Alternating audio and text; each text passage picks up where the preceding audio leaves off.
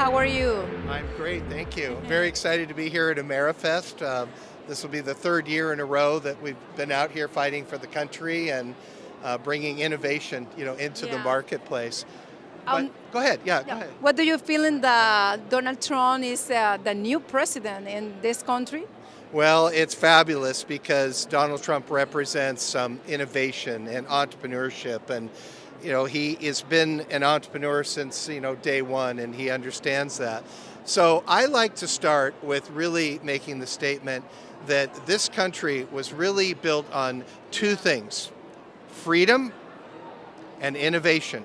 So when you think about freedom, you have freedom of speech, freedom of religion, but most importantly, freedom to be able to have an idea and an innovation and be able to go do something about it. So that's why I always say freedom and innovation. Now go ahead. Yeah, I'm It's sorry. possible. It's possible. This is good for social media. Young people go to social media. Well, that is well. I mean, social media has had of course, a big impact in the continuum. But if you look at innovation in this country, if you look at Silicon Valley and effectively venture capital, that started in the 70s.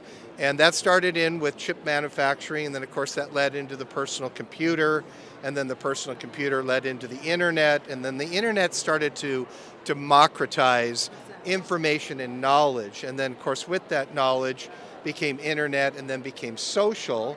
Of course laid into that, of course, is home shopping, and now we're into really expanded reach into that using AI tools.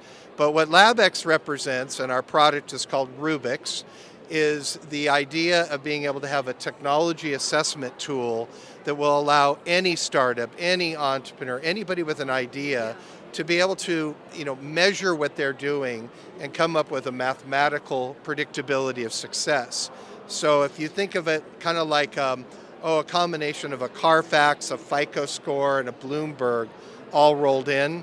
But from the entrepreneur's perspective, when they go out to invent a company or raise capital, commonly they don't know what their shortcomings are. And they will pitch to an investor, and they may get a little feedback here and a little feedback there, but they don't really get a big comprehensive study or a research document that would be done on their idea and their company. So that's what Rubix does. Rubix will go out there and This technology is the maybe for kids, for adults, for company, for everything. It's good for all of us people. it's for everybody. So if you look at the what they call the capital stack, so at the bottom is inventors and entrepreneurs and friends and family, or an engineer working on something in Company. could be a small company, it could be an idea that's in a university that wants to accelerate themselves into the marketplace. And what Rubix does is it allows them to be able to look at their company and look at their idea and be able to measure it with mathematical equations and a probability of success. But it also helps as the roadmap for the things that they need to do. So if I'm an entrepreneur and I have an idea and I'm trying to raise capital for a company, my company, I would get my Rubix score and my Rubix report, and I would present that. And I'd say, here's my business plan, here's my deck, and here is my X score, or my Rubix score of my company. And then the investors and the people in the market, media, can look at that and say, hey, I see what the probability of success is. Because one of the challenges that young startup entrepreneurs have is being able to articulate. If I have a vision for a company and you're an investor, I might have a vision for something that doesn't exist yet. So as an investor, it's hard to see that and say, gee, that doesn't exist yet, or what is the probability of that happening in the market? With a Rubix X score and with engaging with LabX, we can help the entrepreneurs be able to do that and come to market. So this company, what is that exactly? X Well, equal. That's a great question.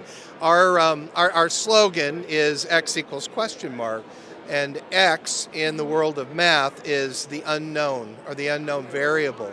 So we solve for the unknown. So the X would be what is that unknown variable or that unknown outcome that they might be looking for in building their company. So we solve for X.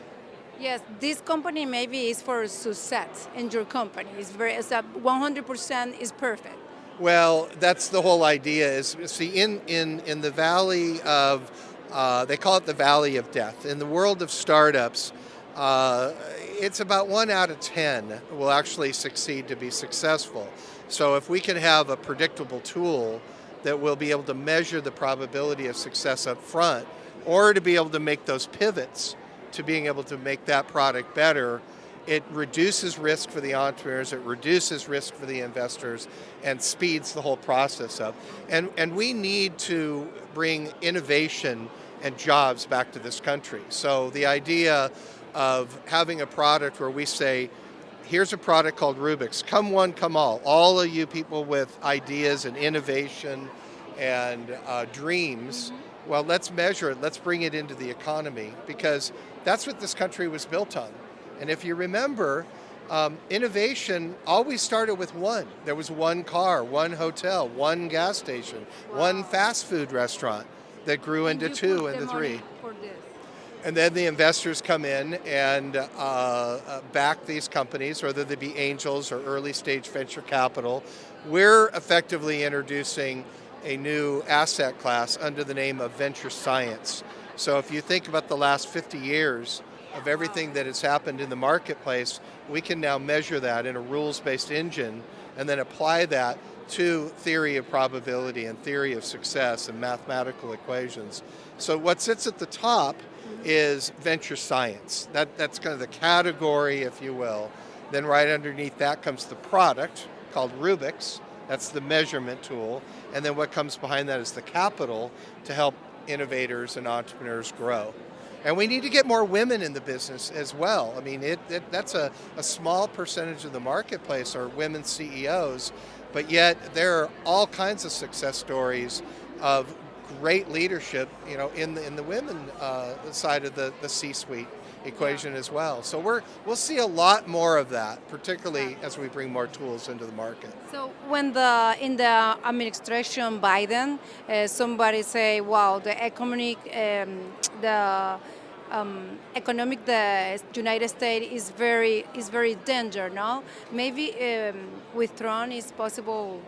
You feeling better, the huge that your company for the people asking for the people maybe investment, but it's not freaking out. Oh my God, it's not the good time for investment, right? Well, that's all very true, but however, this is a great time for investment because it's innovation that brings in investment underneath it.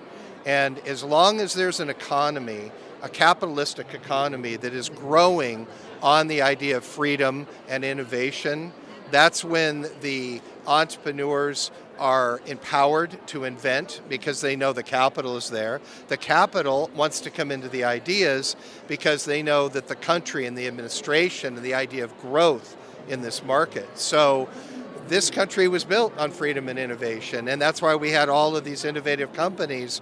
But as we become a global organization, a global company, global country, a lot of these things get shipped off and then we lose jobs and innovation and it drives it down. But no, we're going to see explosive growth. There's 4 things that are happening right now. The first was the Great Awakening, the realization that change needed to happen. Then there was the great realization where people, they saw it, they felt it at the grocery store, they felt it in their own lives, and they said, hey, this is affecting me. And then the third one was great action and taking action all the way to the point that we have taken action in as a country. And now we come into the 4th phase, which is the great renaissance. And the renaissance will drive innovation, it'll drive capital, it'll drive wealth, jobs, manufacturing, and the whole ecosystem. So those are the 4 steps. Exactly. So you vote for Trump, right? I'm a conservative. I went to a Catholic military school and then right into the Coast Guard after that. So I kind of bleed red, white, and blue.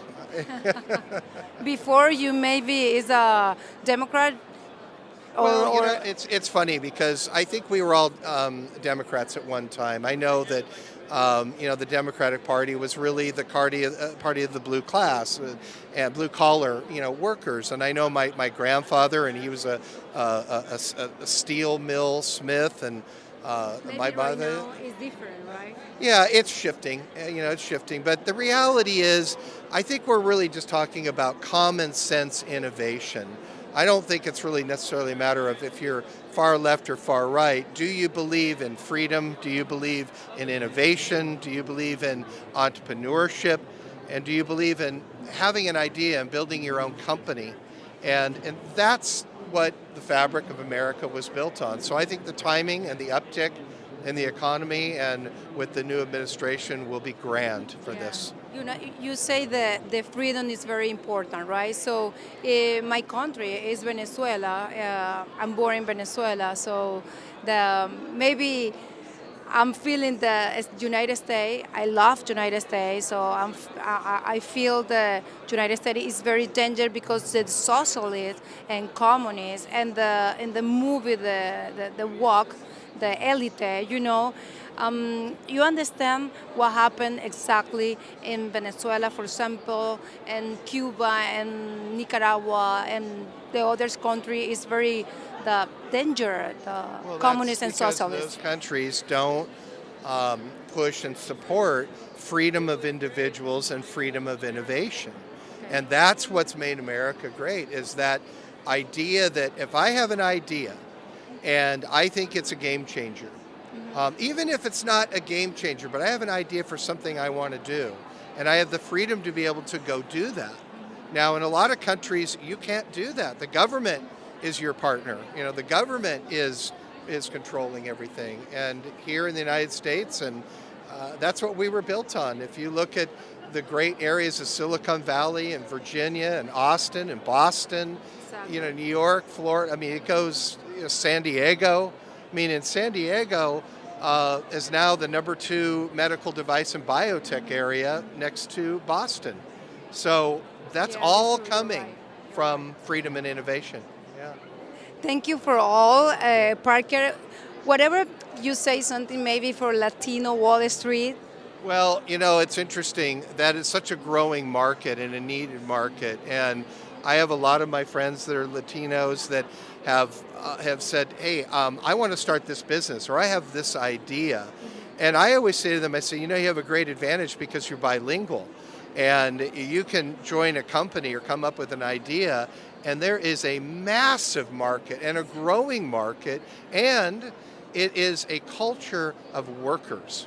In This is the that beautiful. culture, they're hard-working individuals, men and women, in that space. So a lot of upside. It's absolutely, it's the future of growth of making America great.